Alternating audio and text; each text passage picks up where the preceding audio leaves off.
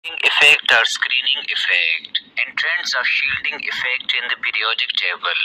I will also teach you top exam oriented questions like why shielding effect increases down the group and why shielding effect remains constant across the period. Before starting the lecture, click on the subscribe button and get access to our 100 of unique and simple lectures for free. Now, what is shielding effect? Well, consider sodium atom. There are 11 protons and 11 electrons in it.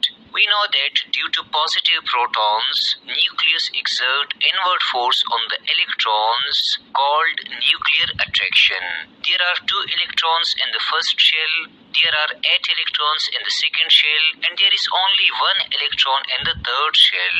The electrons in the first and second shells are called core electrons or inner electrons, while the electrons in the last shell is called outermost electron.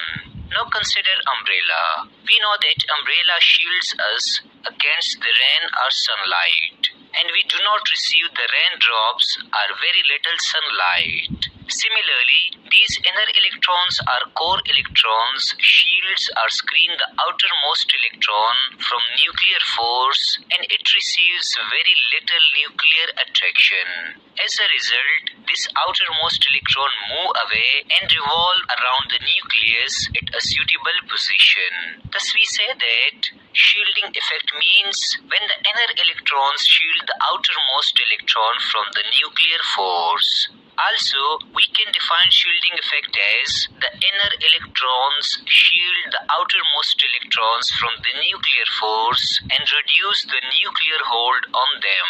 This effect is called shielding effect or screening effect. Secondly, we can also define shielding effect on the basis of Coulomb's law. Coulomb states that there is attraction force between proton and electron, because these both are charged particles. Let the distance between them is r1.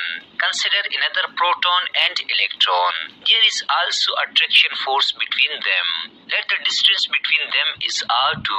According to Coulomb, there is less attraction force between this proton and electron because the distance r1 is greater between them, while there is more attraction force between this proton and electron because the distance r2 is smaller between them. Therefore, in the light of Coulomb's law, we can say that outermost electron experiences less nuclear force because they are usually away from the nucleus, while the electrons in the first shell experiences highest nuclear force because they are near the nucleus. Now let me teach you trends of shielding effect in the periodic table, like shielding effect across the period or why shielding effect remains constant from left to right in the period. Well, consider the second period elements like lithium, beryllium, oxygen and fluorine. There are 2 shells in the lithium, 2 shells in the beryllium, 2 shells in the oxygen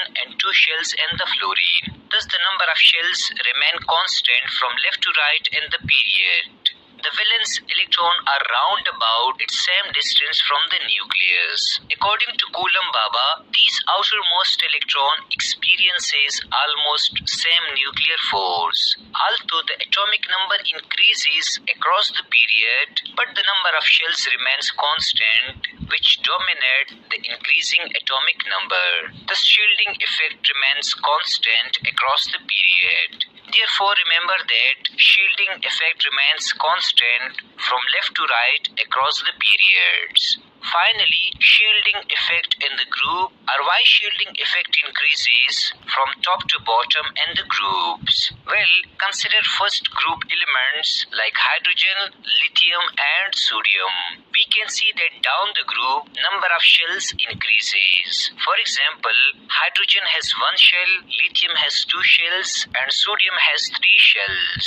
So more inner electrons mean more shielding effect. So shielding effect increases. Therefore, we say that from top to bottom in the groups, shielding effect increases. I hope that you have learned all about shielding effect.